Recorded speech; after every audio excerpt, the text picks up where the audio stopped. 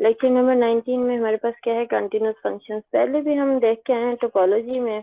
अब क्योंकि हम टोपोलॉजी को पढ़े हैं in the sense of matrix space के जो टोपोलॉजी मैट्रिक्स से जनरेट होती है उसकी प्रॉपर्टीज, तो अब हम कंटिन्यूस फंक्शंस का टॉपिक देखेंगे मैट्रिक टोपोलॉजी में। तो इसके अंदर जो चीजें पढ़नी है मैंने उनको यहाँ एक टेबल से की फॉर्म में, एक चार्ट की फॉर्म में यहाँ पे लिख दिया है। क्या चीजें इस पूरे टॉपिक में पढ़नी है कंटिन्यूस फंक्शंस में। सबसे पहले हम देखेंगे epsilon delta definition of continuity in metric space के मैट्रिक्स स्पेस में ये वाली डेफिनेशन किस तरह से आएगी। टोपोलॉजी में तो हम देख के आए हैं कि एप्सिलॉन डेल्टा की डेफिनेशन किस तरह होती है, तो यहाँ पे टोपोलॉजी में नहीं बल्कि कैलकुलस में पढ़ी है हमने एप्सिलॉन डेल्टा वाली डेफिनेशन। अब यहाँ पे हम यही कंटिन्यूटी की जो डेफिनेशन है इसको मैट्रिक्स स्पेस में देखेंगे। दूसरा, इस टॉपिक के अंदर हमने क्या पढ़ना है, कंस्ट्रक्टिंग कंटिन्यूस फंक्शंस के अगर हमारे पास एक या एक से ज्यादा कंटिन्यूस फंक्शंस हैं तो उनको यूज करते हुए नए कंटिन्यूस फंक्शंस कैसे बनाए जा सकते हैं। क्योंकि आपको शायद अंदाजा हो कि एप्लीकेशंस में हमारे पास जो ज्यादा फंक्शंस यूज होते हैं वो कंटिन्यूस फंक्शंस होते हैं, इसलिए ये टॉपिक अहम होता है कि कंटिन्यूस फंक्शंस की कंस्ट्रक्शन कैसे की जा सकती है। तो कंस्ट्रक्शन ऑफ कंटिन्यूस फंक्शंस में हमारे पास दो तरह के मेथड्स हैं। एक है कि sum product quotient of continuous real valued functions के रियल वैल्यूड जो कंटिन्यूस फंक्शंस हैं, दो functions continuous real valued functions होंगे, उनका सम कर लें, उनका प्रोडक्ट कर लें, उनका कोशेंट कर लें, और इसी तरह से यहाँ डिफरेंस भी आ सकता है। तो ये सारे क्या होंगे, ये कंटिन्यूस फंक्शंस होंगे। इस बात को हम आगे देखेंगे। Process of taking limits of uniformly convergent sequence of continuous functions। दूसरा प्रोसेस क्या है कंस्ट्रक्शन ऑफ कंटिन्यूस फंक्शंस का, कि हम uniformly convergent sequence of continuous functions की लिमिट लेने से हमारे पास जो एक नया फंक्शन आएगा वो भी कंटिन्यूस फंक्शन होगा। अब ये यूनिफॉर्मली कन्वर्जेंट सीक्वेंस की डेफिनेशन तो शायद आपने कहीं कैलकुलस में पढ़ी हो, लेकिन यूनिफॉर्मली कन्वर्जेंट सीक्वेंस क्या है, और यहाँ पे जो यूनिफॉर्मली कन्वर्जेंट सीक्वेंस है ये किसका है, फंक्शंस का है। पहले तो जो आप सीक्वेंस की डेफिनेशन देख के आए हैं वो आप देख के आए नंबर्स की, के नंबर्स में सीक्वेंस किस तरह से होता है। For example xn is equal to 1/n, ये नंबर्स है ना 1/n, लेकिन यहाँ पे जो सीक्वेंस होगा ये होगा सीक्वेंस ऑफ फंक्शंस। तो कंटिन्यूस फंक्शंस के सीक्वेंस का एक सीक्वेंस है जो कि यूनिफॉर्मली कन्वर्ज करता है, और उस यूनिफॉर्मली कन्वर्जेंट सीक्वेंस की जो लिमिट आएगी वो क्या होगा हमारे पास, वो भी कंटिन्यूस फंक्शन होगा। ये वाला प्रोसेस हमें इस तरह से एक कंटिन्यूस फंक्शन देगा। तो आज के लेक्चर में मैंने क्या क्या इंक्लूड किया है, epsilon delta definition of continuity in metric space, और कंस्ट्रक्शन ऑफ फंक्शंस में हम ये देखेंगे sum product quotient of continuous real valued functions. ये वाला जो टॉपिक है taking limits of uniformly convergent sequence, ये हमारे लिए काफी लेंथी हो जाता है, क्योंकि पहले हमें यूनिफॉर्मली कन्वर्जेंट सीक्वेंस को समझना पड़ता और फिर हमें उसकी लिमिट्स लेके उसको चेक करना पड़ता कि क्या वो वाकई फंक्शन कंटिन्यूस आता है या नहीं आता। ये लेक्चर हमारा लेंथी हो जाता है, इसलिए मैंने इसको एक्सक्लूड किया है इस लेक्चर में से। इसका जो थ्योरम है और उसका प्रूफ हुआ हुआ है बुक के अंदर, बुक आपको मैंने सॉफ्ट फॉर्म में शेयर की हुई है, तो आप उसमें से इसका प्रूफ देख लें जो कोई इंटरेस्टेड है।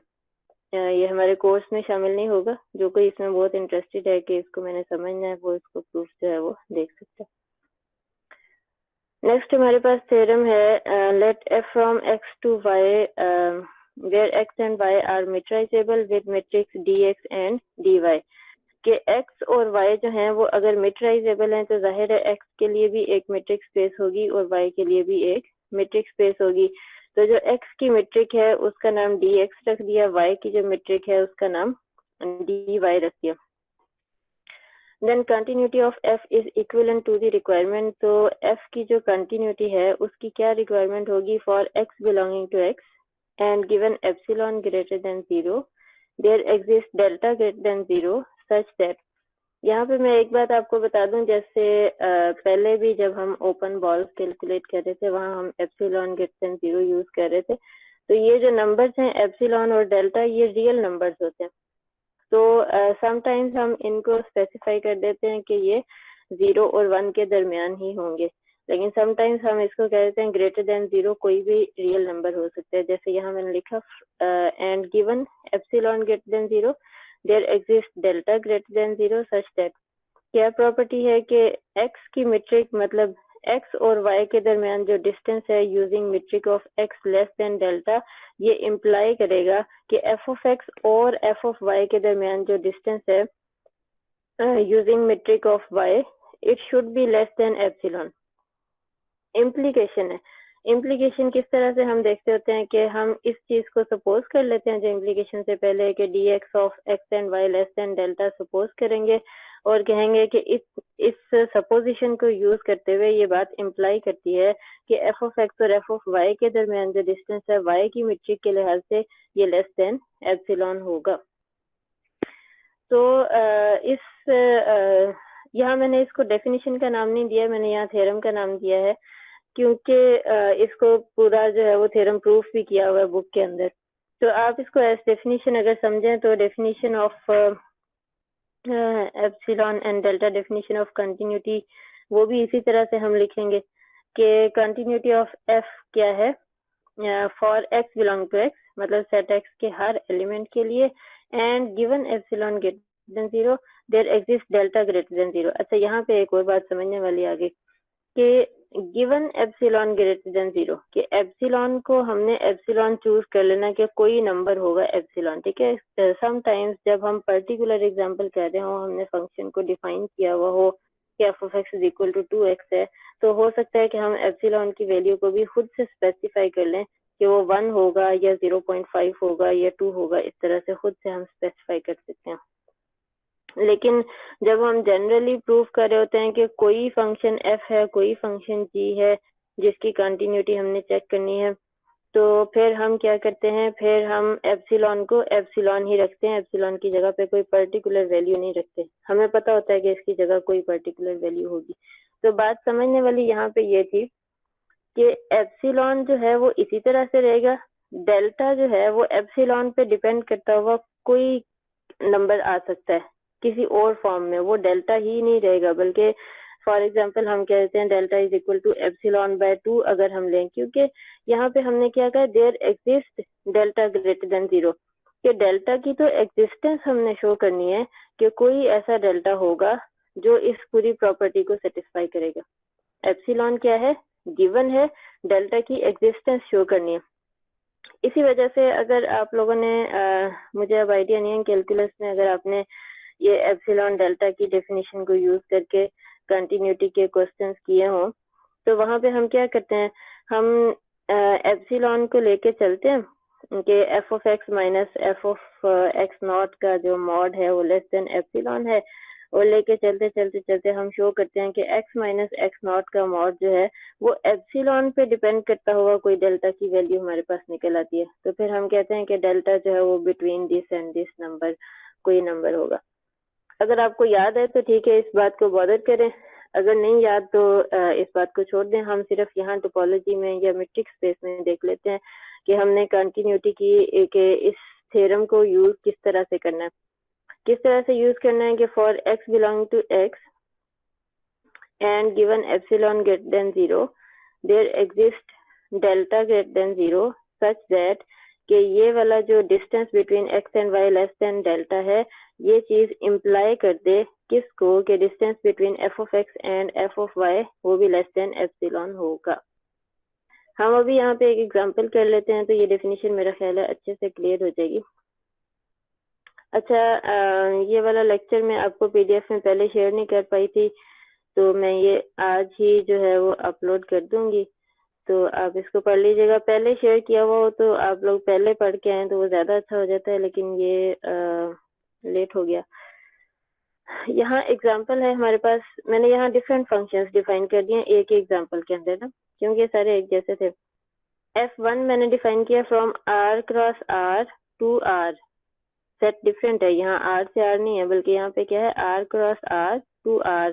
एज कैसे डेफिनेशन है, F1 of x and y is equal to x plus y। फिर मैंने F2 डिफाइन किया, क्या डेफिनेशन है, F2 of x and y is equal to x minus y. फिर F3 डिफाइन किया, क्या डेफिनेशन है, F3 of x and y is equal to x into y. F4 की क्या डेफिनेशन है, F4 यहाँ पे आप देखें क्या लिखा है, r cross r minus zero. यहाँ पे r में से जीरो को माइनस कर दिया क्योंकि यहाँ फ्रैक्शन आ जाती है, इस वजह से। फ्रैक्शन कैसे, जैसे यहाँ पे कि F4 of x and y is equal to x over y। सबसे पहले हम क्या करते हैं, ये जो फंक्शन F1 डिफाइन किया है, हम इसकी कंटिन्यूटी चेक करते हैं। R के ऊपर जो हमने मीट्रिक पढ़ी वो कौन सी थी, यूजुअल मीट्रिक। तो R की जो मीट्रिक हम यूज करेंगे वो क्या होगी, usual metric. R cross R मतलब R2। R2 के ऊपर हमने 2-3 तरह की मीट्रिक्स पढ़ी हैं। एक तो यूजुअल मीट्रिक थी जिसको यूक्लिडियन मीट्रिक भी कहते हैं, एक स्क्वायर मीट्रिक थी, और एक और हमारे पास थी डी प्राइम के नाम से। अच्छा जी, जूम होनी चाहिए, मैं थोड़ा सा कर देती हूँ।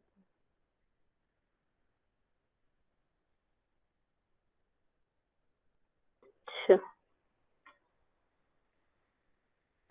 तो क्या मैं बता रही थी, R cross R. R cross R के ऊपर जो मीट्रिक हम यहाँ पे यूज करेंगे, हम स्क्वायर मीट्रिक यूज करेंगे।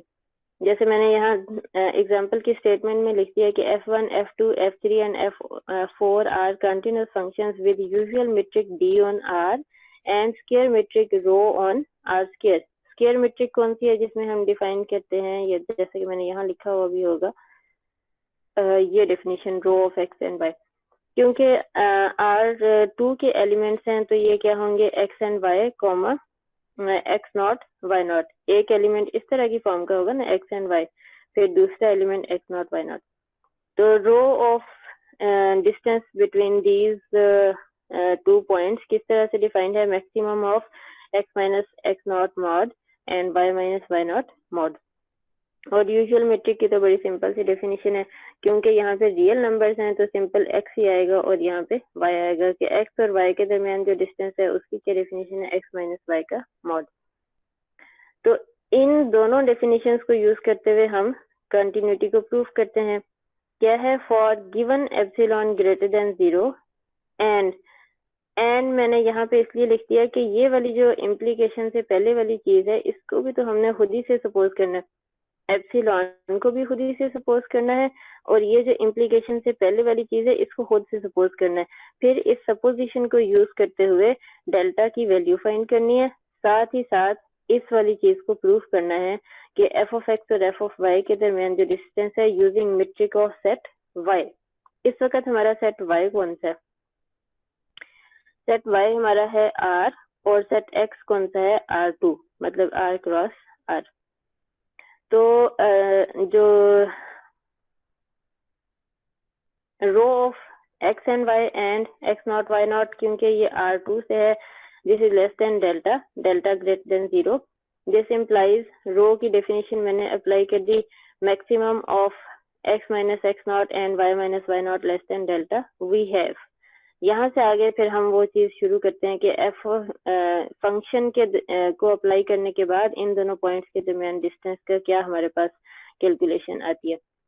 अब क्योंकि मीट्रिक जो है वो सेट वाई हमारा इस वक्त क्या है, आर। सेट वाई क्या है, आर। सेट वाई की जो मीट्रिक है वो मीट्रिक क्या है, सिंपल डी है, जिसको हम यूजुअल मीट्रिक कहते हैं। तो इस वजह से अब हम मीट्रिक कौन सी यूज करेंगे, डी यूज करेंगे। D of F1 of x and y comma F1 of x not and y nought, वही वाले दोनों पॉइंट्स जो हमने रो मीट्रिक के अंदर यूज किए थे। दिस इज इक्वल टू क्या है, F1 की डेफिनेशन मैंने लिख दी x प्लस वाई, और यहाँ पे F1 की definition x nought plus y nought. F1 की एक सेकेंड में यहाँ पे कोई क्वेश्चन कर रहा था, रो की जगह डी भी लिख सकते हैं जी, नहीं रो की जगह पे डी नहीं लिख सकते, नहीं। अगर तो ऐसा है कि आप डी को शुरू में डिफाइन कर दो कि जो डी है वो स्क्वायर मीट्रिक है, लेकिन इस बुक के अंदर स्क्वायर मीट्रिक को उसने रो का नाम दिया हुआ है, तो इस वजह से हम खुद से उसको रो ही लेके चलेंगे, क्योंकि जैसे हम जिस बुक को फॉलो कर रहे हैं उसी की नोटेशंस को लेके चल रहे हैं। दूसरा ये है कि अगर आप रो की जगह पे भी डी लिख दें और ये जो सेट आर के ऊपर मीट्रिक है वो भी डी है, तो ये हमारे लिए बड़ी कंफ्यूजन हो जाएगी।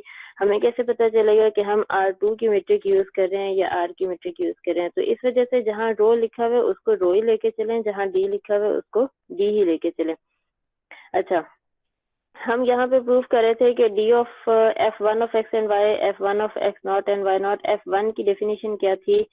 f1 इक्वल था x प्लस y के, f1 of x and y is equal to x plus y। तो हमने इस डेफिनेशन को अप्लाई कर दिया अगले स्टेप में। अब इससे अगले स्टेप में हमने ये डी मीट्रिक अप्लाई करनी है। डी मीट्रिक कैसे अप्लाई होती है? पहला एलिमेंट माइनस दूसरा एलिमेंट। तो पहला एलिमेंट हमारे पास इस वक्त क्या है? x प्लस वाई, और दूसरा एलिमेंट क्या है? माइनस के बाद क्या आएगा? x nought plus y nought. मैंने माइनस को ओपन किया, चेंज की, x माइनस एक्स नॉट को इकट्ठा कर दिया, y माइनस वाई नॉट को इकट्ठा कर दिया। अब आप ऐसे कंसीडर करें कि x माइनस एक्स नॉट एक नंबर है और y minus y not. Mod की प्रॉपर्टी को यूज करें तो a प्लस बी मॉड जो है वो लेस देन और इक्वल होता है a mod plus b mod के। तो मैंने इस चीज को यहाँ यूज किया कि एक नंबर ये a कंसीडर कर लें, ये नंबर b कंसीडर कर लें, तो a प्लस बी का मॉड लेस देन और equal to a mod plus b mod. तो उस प्रॉपर्टी को जब यूज किया तो हमारे पास ये वाली फॉर्म बन गई। अब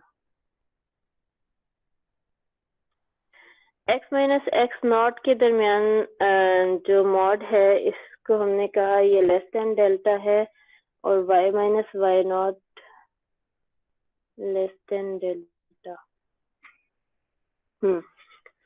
यहाँ पे ये जो मैंने बात लिख दी कि x माइनस एक्स नॉट का मॉड इसकी जगह पे भी डेल्टा लिख दिया, और y माइनस वाई नॉट का मॉड इसकी जगह पे भी डेल्टा लिख दिया। अगर ऐसा होता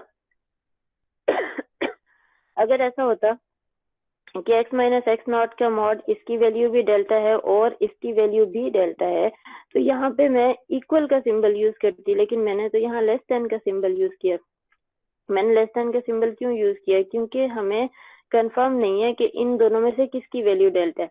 हो भी सकता है कि दोनों की वैल्यू डेल्टा हो भी सकता है इसकी वैल्यू डेल्टा से छोटी हो और इसकी डेल्टा हो, और ये भी हो सकता है कि इसकी value y minus y not mod की वैल्यू डेल्टा से छोटी हो और x माइनस एक्स नॉट की वैल्यू जो है वो डेल्टा हो। ये कैसे मैं कह रही हूँ ये दोनों बातें? ये मैं ऐसे कह रही हूँ कि ये जो हमारी सपोजिशन थी कि maximum of x minus x not का mod and y minus y not का मॉड लेस देन डेल्टा, मतलब जो x माइनस एक्स नॉट का mod and y minus y not का मॉड दो नंबर है ना, x माइनस एक्स नॉट का मॉड एक नंबर आ गया, y माइनस वाई नॉट का मॉड दूसरा नंबर आ गया। इन दो नंबर्स में से एक मैक्सिमम नंबर हमने चूज करना है। तो अगर मैं आपसे ये कह दूं कि अगर सपोज कर लेते हैं कि x माइनस एक्स नॉट का जो मॉड है इसकी वैल्यू भी डेल्टा है और y माइनस वाई नॉट का जो मॉड है इसकी वैल्यू भी डेल्टा है, तो दोनों डेल्टा में से मैक्सिमम वैल्यू क्या आएगी? वो भी डेल्टा आएगी। अगर मैं आपसे कह दूं कि x माइनस एक्स नॉट का जो मॉड है इसकी वैल्यू है डेल्टा माइनस वन, और y माइनस वाई नॉट का जो मॉड है इसकी वैल्यू है डेल्टा, तो डेल्टा माइनस वन और डेल्टा में से मैक्सिमम वैल्यू, सबसे बड़ी वैल्यू कौन सी होगी? डेल्टा होगी।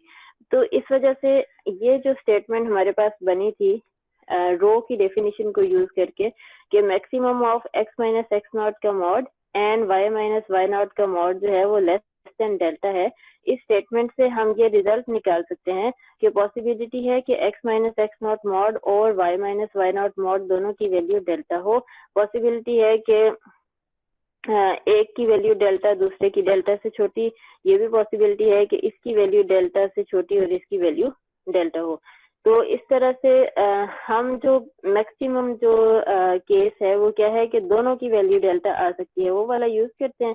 लेकिन फिर क्योंकि हमने ये कहा है कि ये maximum value less than delta है, इस वजह से हम वहां पे क्या यूज करेंगे? लेस देन का सिंबल यूज करेंगे कि x माइनस एक्स नॉट का मॉड इसकी जगह पे डेल्टा लिखा, y माइनस वाई नॉट का मॉड इसकी जगह पे डेल्टा लिखा, लेकिन ये पूरा जो वैल्यू है ये लेस देन होगी दिस डेल्टा प्लस डेल्टा से, क्योंकि ये भी लेस देन डेल्टा हो सकता है और ये भी लेस देन डेल्टा हो सकता है। तो इस वजह से हम क्या कहेंगे कि हमने कहा कि इसका mod less than delta plus इसका मॉड लेस देन डेल्टा। अब डेल्टा प्लस डेल्टा किसके इक्वल हो गया?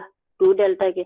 अब हमारे पास एंड में रिजल्ट क्या आया है कि यहाँ से हमने स्टार्ट किया था D of f1 of x and y and f1 of x0 and y0, and में क्या हमारे पास आया लेस देन 2 डेल्टा।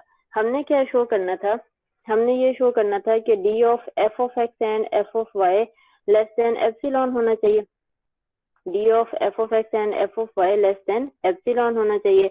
हमारे पास वो क्या आ गया है, लेस देन 2 डेल्टा। तो मैंने आपको जैसे बताया था कि हम कहेंगे कि डेल्टा की वैल्यू हम इस तरह से एज्यूम करेंगे कि सच दैट कि यहाँ पे हमारे पास एप्सिलॉन बचे। अब इसको हमने रख लिया इक्वल टू एप्सिलॉन 2 डेल्टा को, तो वहां से हमारे पास डेल्टा की वैल्यू क्या आ जाएगी, epsilon by 2। Let delta is equal to epsilon by 2, then we get, हमें क्या मिल जाएगा, अगर हम यहाँ पे एप्सिलॉन बाय 2 पुट कर दें तो 2 से 2 कैंसिल हो जाएगा, यहाँ क्या बच जाएगा, एप्सिलॉन बच जाएगा। तो हमें क्या मिल गया कि d of f1 of x and y and f1 of x0 and y0 less than epsilon. तो हमें क्या पता चला कि f1 इज कंटिन्यूस फंक्शन। यहाँ तक मुझे बताएं कोई क्वेश्चन, कोई प्रॉब्लम, कोई कंफ्यूजन?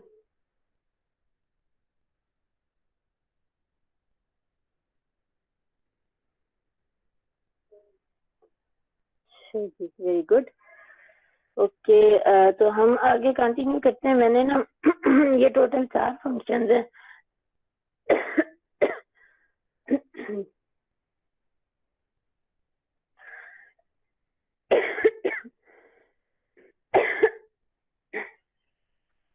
जी, टोटल इस एग्जांपल में 4 फंक्शन है। f1 को मैंने शो कर दिया कंटिन्यूस है, बिल्कुल इसी तरह से f3 को भी मैंने यहाँ पे शो कर दिया है। अच्छा, मैंने यहाँ पे क्या किया, उसी डेफिनेशन को कंप्लीट करके लिखा है, या ये मैंने अगला शुरू कर दिया, हाँ अगला शुरू कर दिया।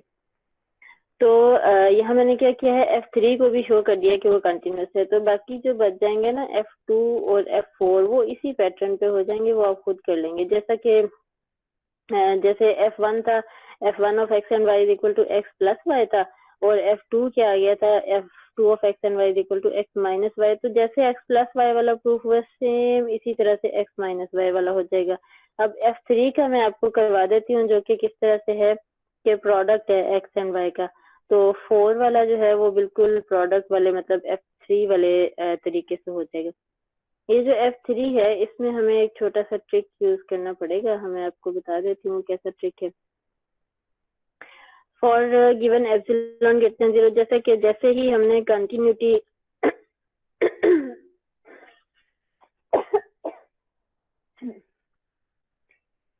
जी, जैसे ही हमने कंटिन्यूटी का प्रूफ स्टार्ट करना है इन एप्सिलॉन डेल्टा डेफिनेशन को यूज करते हुए, तो हमने सबसे पहले क्या करना है, गिवन एप्सिलॉन को हमने सपोज कर लेना है।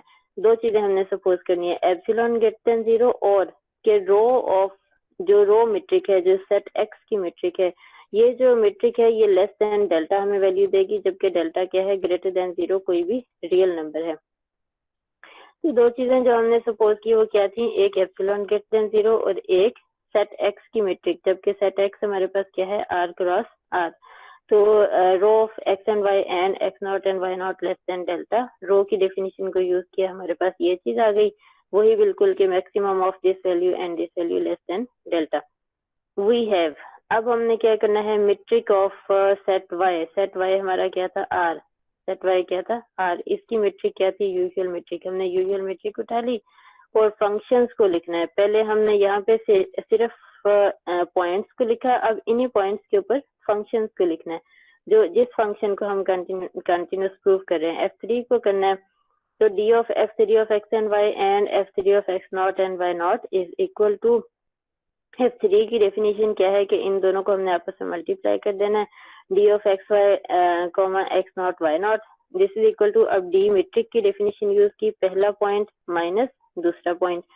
अब आप यहाँ से देखो कि वो जो मॉड की प्रॉपर्टी होती है कि a plus b is less than और equal to a mod plus b mod, वो चीज तो हम अगर यहाँ यूज कर भी लें तो भी हम डेल्टा तक कैसे पहुंचेंगे। डेल्टा तक पहुंचने के लिए हमें यहाँ प्रोडक्ट की फॉर्म में कुछ नहीं चाहिए, बल्कि x और x नॉट अलग अलग पड़े हुए हैं, दरमियान में माइनस का सिंबल है, x माइनस एक्स नॉट का मॉड और y माइनस वाई नॉट का मॉड।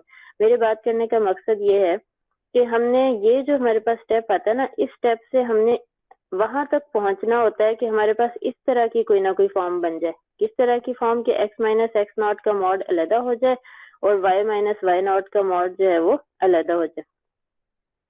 तो अब ये तो प्रोडक्ट की फॉर्म में है, तो प्रोडक्ट में से इस तरह की फॉर्म बनाने के लिए हम क्या करेंगे, कुछ टर्म्स को खुद से ऐड और सब्ट्रैक्ट कर देंगे। जाहिर है एक नंबर जैसे कि मैंने यहाँ माइनस किया एक्स वाई, तो मैंने इसी तरह से लिख दिया ना, ये वाला एक्स वाई इसी तरह लिख दिया। यहाँ मैंने माइनस किया एक्स वाई नॉट, तो साथ ही प्लस कर दिया एक्स वाई नॉट, तो माइनस और प्लस मिलके क्या हो जाएंगे, एक दूसरे को कैंसिल करेंगे, 0 हो जाएंगे। तो हम एक ही नंबर को ऐड भी कर सकते हैं और सब्ट्रैक्ट भी कर सकते हैं। तो x y minus x y nought plus x y nought, फिर एक और टर्म मैंने ऐड की plus x not y minus x not y, फिर एक और टर्म ऐड की plus x not y nought minus x not y nought. Minus के बाद ये वाला जो एलिमेंट है एक्स नॉट वाई नॉट, ये मैंने यही वाला एलिमेंट एज इट इज उठा के यहाँ लिखा है। ये वाला एलिमेंट था एक्स वाई, ये इसी जगह पे पड़ा है पहले नंबर पे, minus x not y nought ये आखिरी नंबर पे पड़ा है। दरमियान में कुछ नंबर मैंने ऐड किए हैं और जो जो ऐड किया साथ ही साथ उसको सब्ट्रैक्ट भी कर दिया। अब ये कैसे पता चलेगा कि ये नंबर ही ऐड करने हैं? ये इस लेवल पे, जिस लेवल पे अभी आप हैं, क्योंकि अभी आप इस कोर्स को फर्स्ट टाइम पढ़ रहे हैं, तो आपको ये तकरीबन याद ही करना पड़ेगा। 2-3 बार आप इस प्रूफ को लिख के देखेंगे तो आपको याद हो जाएगा।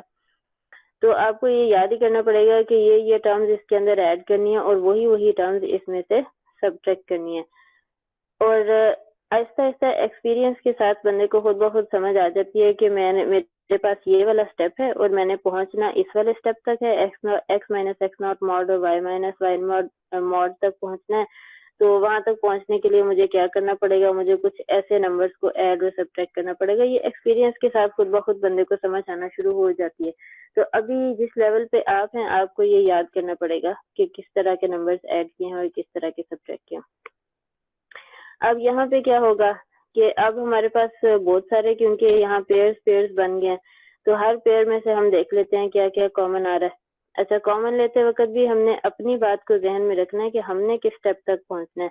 हमने ऐसे स्टेप तक पहुंचना है जिसमें एक्स माइनस एक्स नॉट का मॉड अलहदा नजर आए और वाई माइनस वाई नॉट का मॉड जो है वो अलहदा नजर आए। तो वहां तक पहुंचने के लिए हमने क्या किया, यहाँ पे दिस इज इक्वल टू, हाँ मेरा ख्याल है मैंने कुछ प्लेसेस चेंज की हुई हैं, देख लेते हैं क्या किया हुआ है। एक्स वाई अपनी जगह पे आ गया, माइनस एक्स वाई नॉट यहीं पड़ा हुआ है, और फिर मैंने यहाँ पे लिखा है minus x not y, minus x not y. हाँ ये देखो, इसकी जगह मैंने यहाँ लिखी माइनस एक्स नॉट वाई, फिर plus x not y nought, इसको यहाँ लिख दिया, प्लस एक्स वाई नॉट ये वाला आ गया, minus x not y nought ये यहाँ पे आ गया, plus x not y minus x not y not.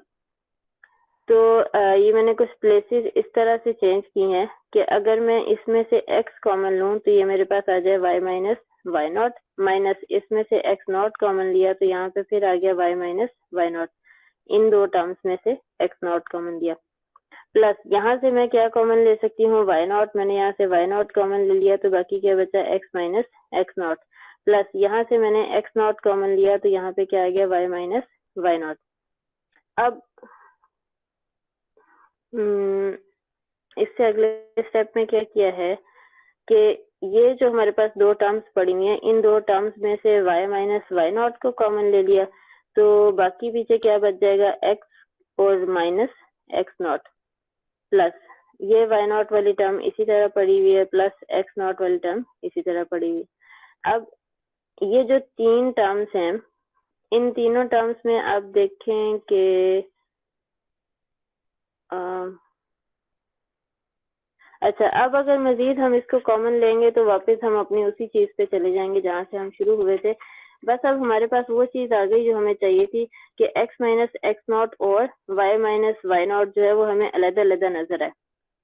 अब अगर हम कुछ एक चीज को, एक मॉड को अलग कर देंगे तो बाकी हमारे पास x माइनस एक्स नॉट और y माइनस वाई नॉट जो है वो नजर आ सकता है।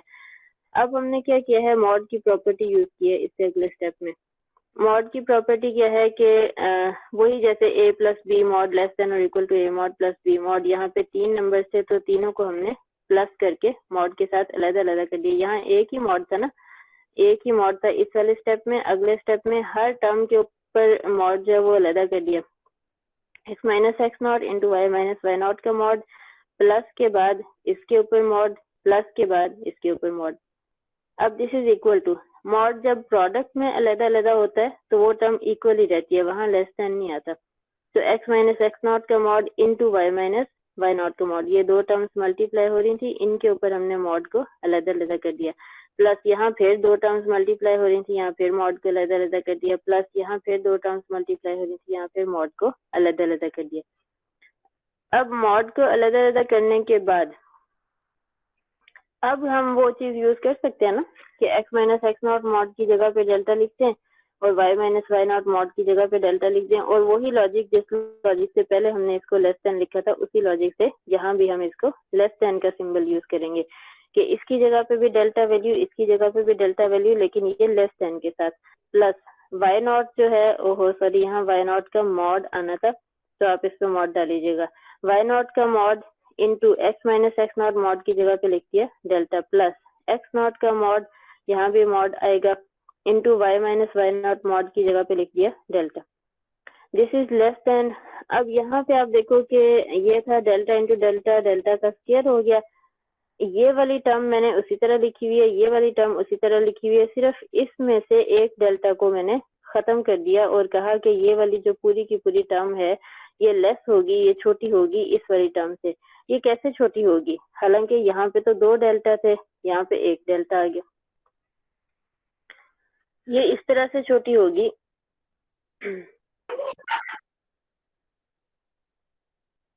जी लगता है किसी का गलती से माइक ऑन हुआ था। अच्छा ये इस जी तरह मैम, मैं बता रहा था इधर। सही है मैम जी, ये। दो स्मॉल प्रोडक्ट हो तो वो ज्यादा छोटा होता है, और जब एक हाँ नंबर हाँ आए हाँ, तो वो बड़ा होता है। बिल्कुल बिल्कुल बिल्कुल, यही वाली लॉजिक है। अगर सबको समझ आ गई तो ठीक है, हम आगे चलते हैं।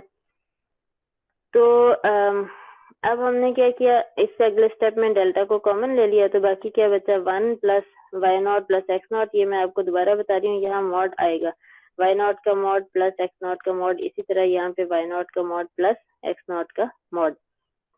अब क्या करेंगे, जैसे हमने पिछले क्वेश्चन में किया था, शुरू से देखते हैं हम कहाँ से लेके चले थे कि d of f three of x and y and f three of x not and y nought, end में हम कहाँ तक पहुंचे कि ये जो डी है ये लेस देन आ गया है किससे, delta into 1 plus y mod plus y not mod plus x not mod. तो यहाँ पे हमें तो एप्सिलॉन चाहिए था, तो एप्सिलॉन लेके आने के लिए हम क्या करेंगे, लेट कर लेंगे delta is equal to epsilon over 1 plus y not का मॉड प्लस एक्स नॉट का मॉड। ये मैंने इसलिए चूज कर लिया कि जब हम डेल्टा की इस वैल्यू को यहाँ पे उठा के पुट करेंगे तो ये नीचे वाली वैल्यू और ये ऊपर वाली, ये दोनों आपस में कट जाएंगी, बाकी यहाँ क्या बच जाएगा, एप्सिलॉन। तो डेल्टा हमारे पास इस तरह की फॉर्म का नंबर आ गया। Then d of f three of x and y and f three of x not and y not less than epsilon. तो अब हम ये लिख सकते हैं क्योंकि हमने डेल्टा को ये चूज कर लिया है, तो अब हमारे पास d of these two values जो है वो लेस देन क्या आ जाएगा, एप्सिलॉन आ जाएगा। तो हेंस यहाँ ये वर्ड हेंस लिखा हुआ है, हेंस F3 इज कंटिन्यूस। तो यहाँ तक हमने F3 को कंटिन्यूस शो कर दिया कि डेल्टा वाली चीज को और एप्सिलॉन ग्रेटर देन 0 को हमने सपोज किया था, और डेल्टा वाली जो मीट्रिक थी कि सेट आर क्रॉस आर के ऊपर मीट्रिक, डेल्टा वाली जो मीट्रिक थी इसको सपोज किया था, इस मीट्रिक की डेफिनेशन को लिख दिया। सपोज करने के बाद हम शो ये करते हैं कि ये वाली डेफिनेशन इम्प्लाई कर देगी कि d of f three of x and y and f three of x not and y nought किससे लेस आ जाएगा, एप्सिलॉन से लेस आ जाएगा।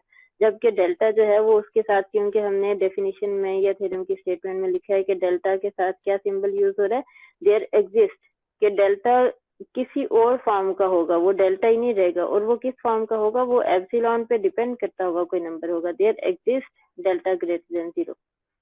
तो डेल्टा को हमने हमेशा कैसे ऐसी फॉर्म में निकालना है जो एप्सिलॉन पे डिपेंड करता हुआ कोई नंबर आए।